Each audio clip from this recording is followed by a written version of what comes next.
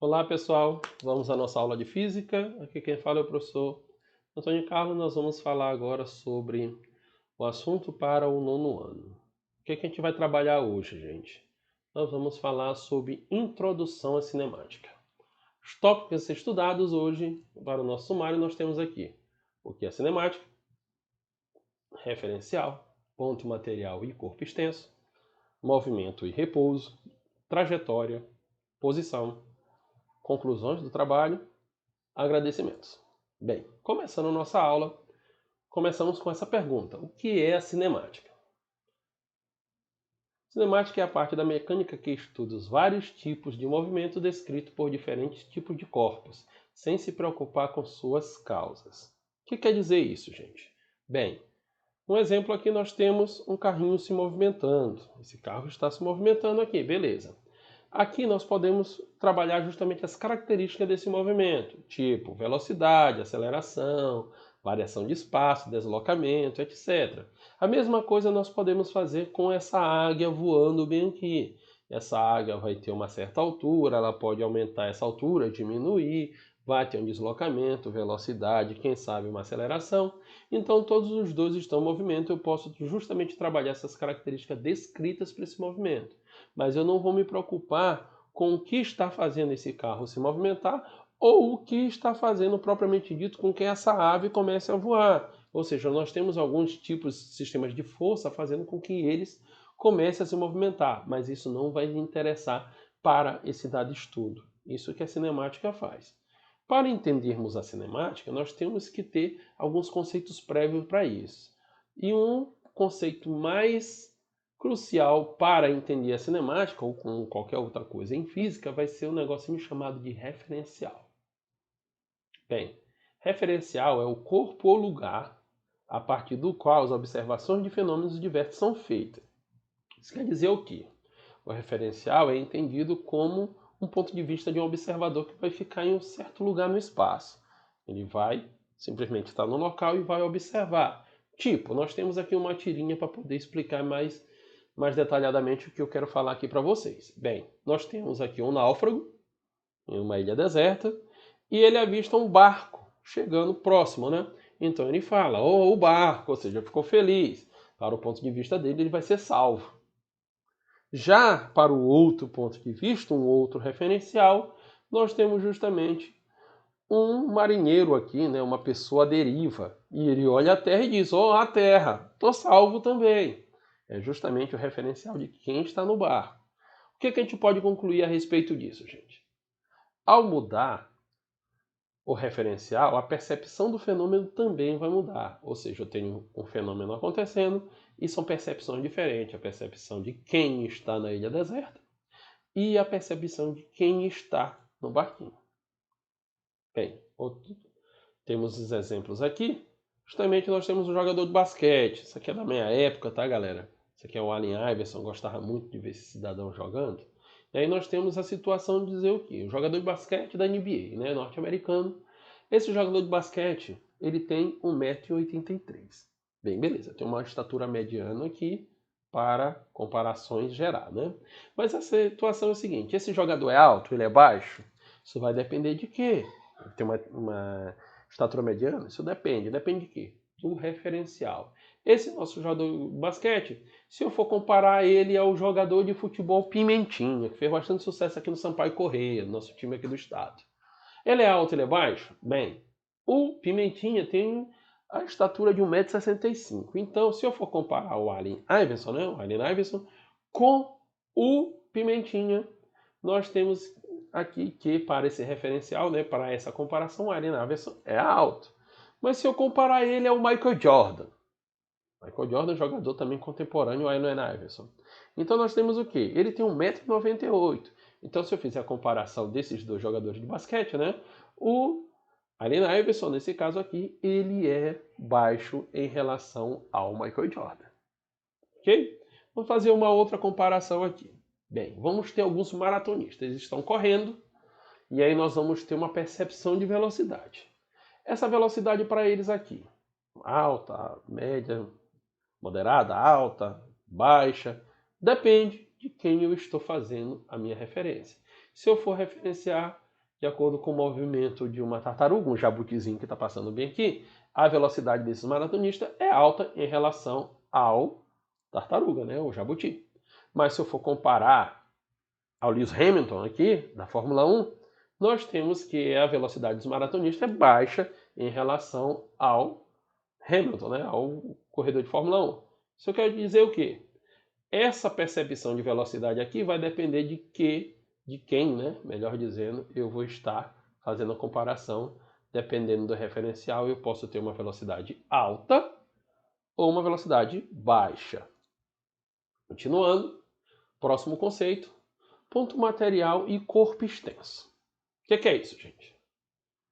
Se as dimensões do móvel são desprezíveis em comparação às dimensões dos outros corpos que participam do fenômeno, dizemos que se trata de um ponto material.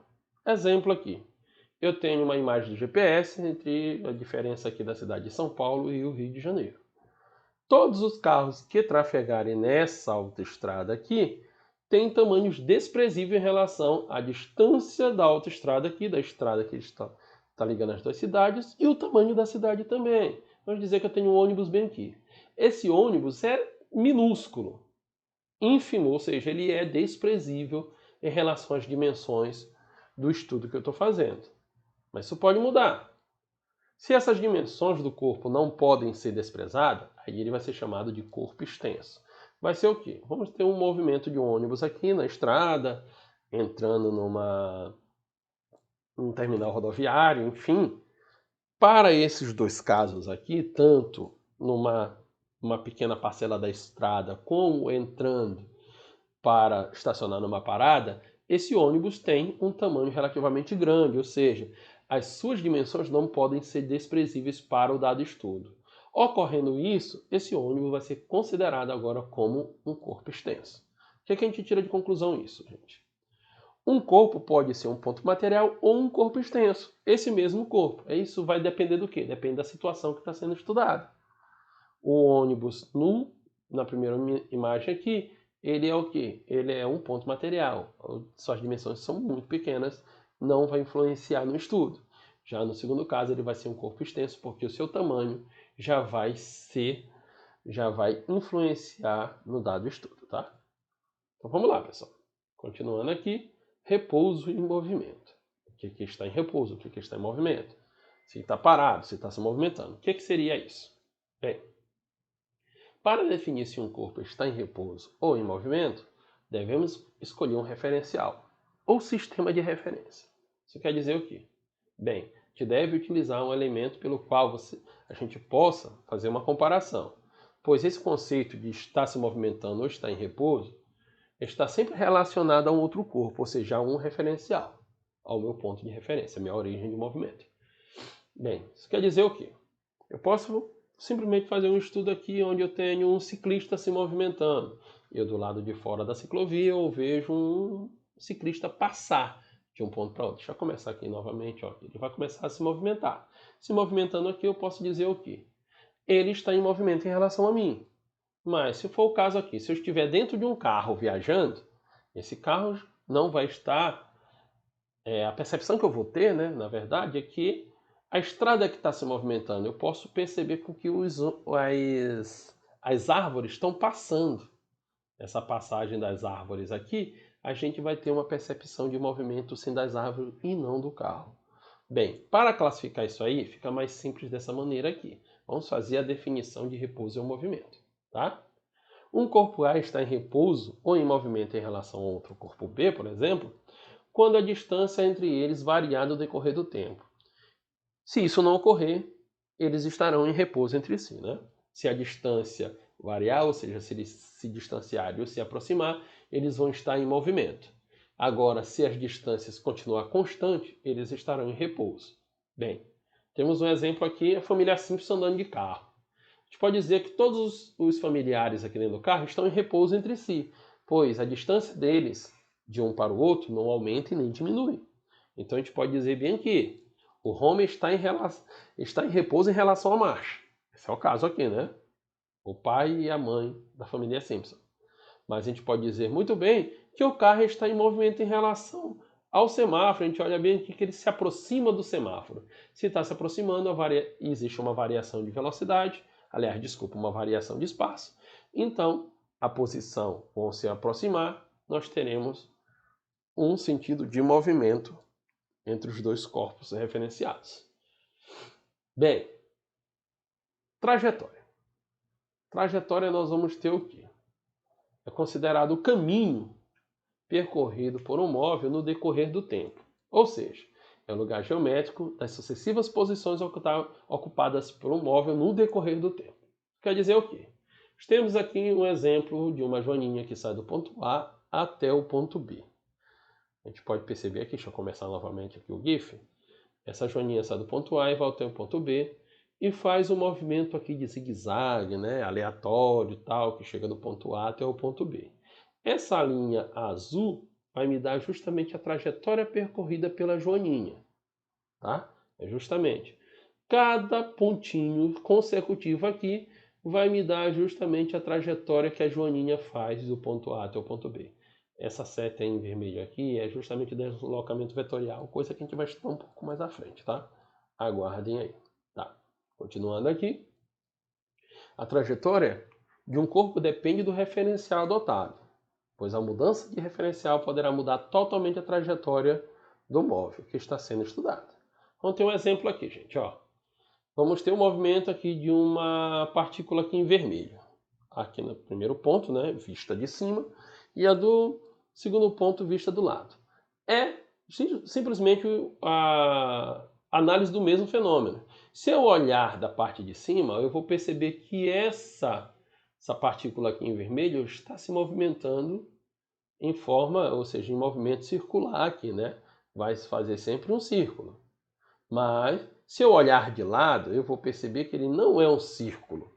Vai ser o quê? O movimento em espiral, um movimento helicoidal, né? Então nós temos o quê? Um fenômeno visto de duas maneiras, ou seja, dependendo do referencial, dependendo do ponto de vista que está sendo feito, a gente vai ter uma mudança drástica da trajetória. Um pode ser circular, o outro pode ser helicoidal, né? Forma aqui. Continua. Outros exemplos para isso, exemplo do nosso cotidiano.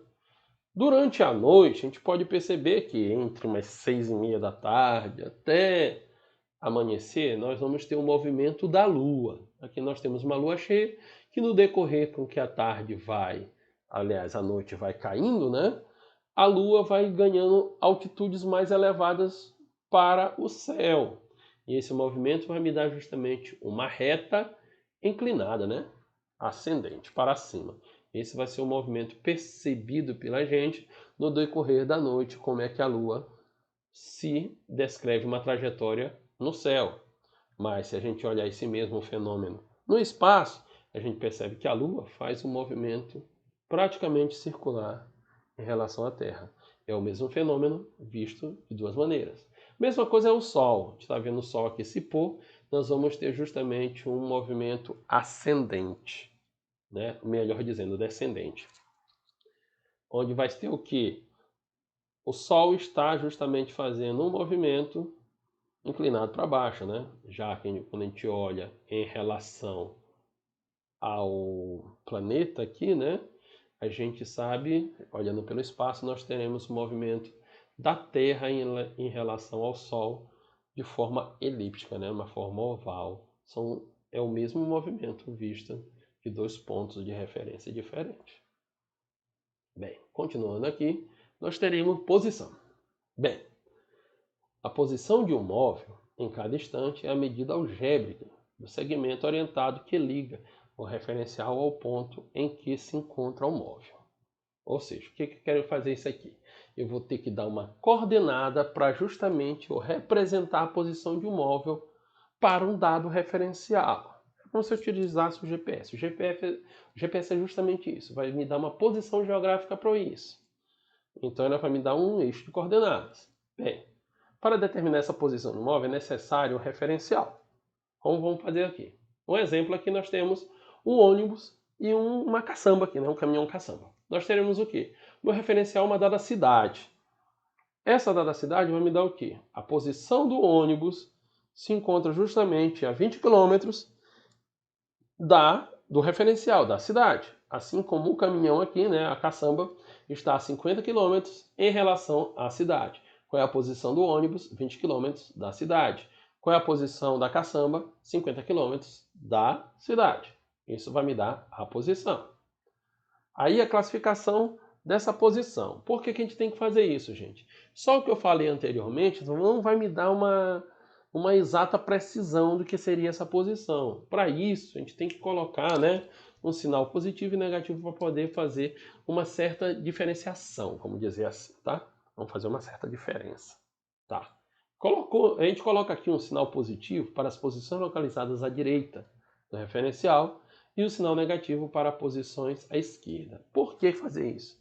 Para não ter certas complicações. Exemplo, se eu der aquelas mesmas características de agora, o ônibus está a 20 km da cidade e a caçamba nesse exato momento está a 20 km da cidade. Eles estão na mesma posição? Não, não é isso. Um está de um lado e está do outro.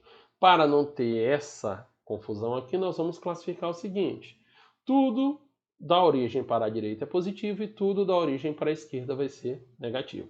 Isso quer dizer o quê? O ônibus está na posição de menos 20 km para a cidade e a caçamba está a uma posição 20 km da cidade, positivo, tá?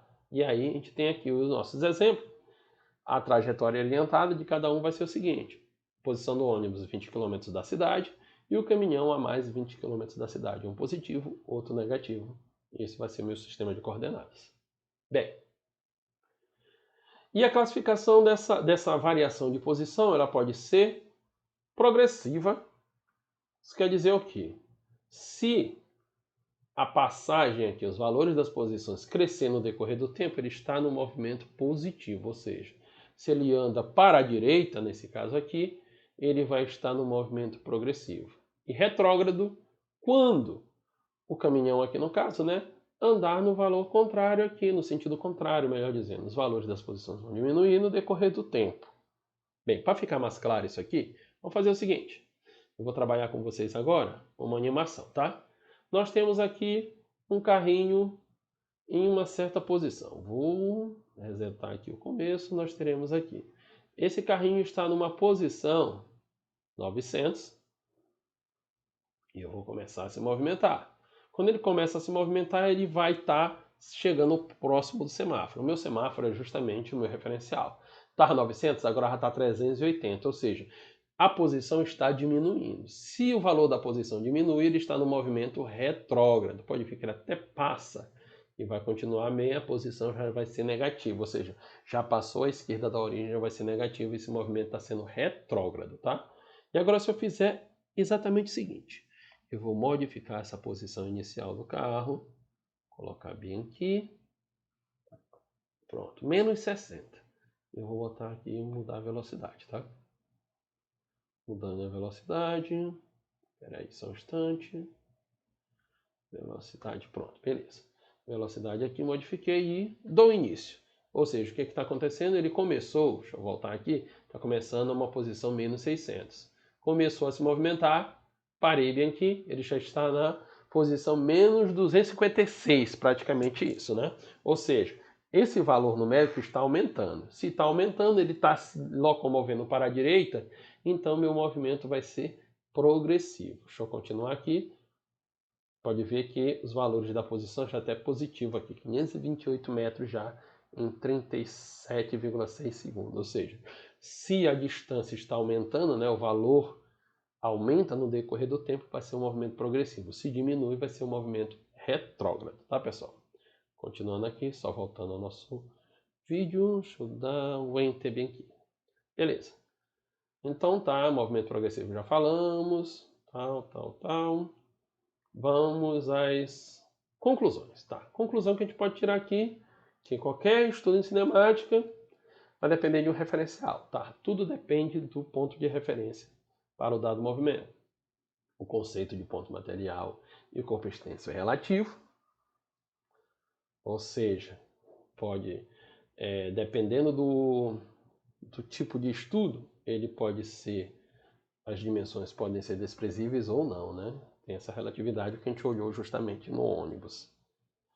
Qualquer elemento do sistema solar, o planeta, satélite, eles estão todos em movimento um em relação ao outro, né? Aí vai depender do referencial que a gente vai tratar, né? A trajetória se modifica de acordo com um corpo, né? Depende do referencial, ou seja, o movimento pode ser descrito totalmente diferente de um ponto de referência para outro, tá? E aí, vamos terminar nossa aula. Agradecimento para a gente. Nós temos o pensamento de hoje que diz: não se pode ensinar nada a um homem, só é possível ajudá-lo a encontrar a coisa dentro de si. O pensamento, justamente da pessoa que mais trabalhou cinemática para o seu tempo, Galileu Galilei. Pessoal, temos o Galileuzinho aqui girando a Terra. Muito obrigado a todos. Valeu!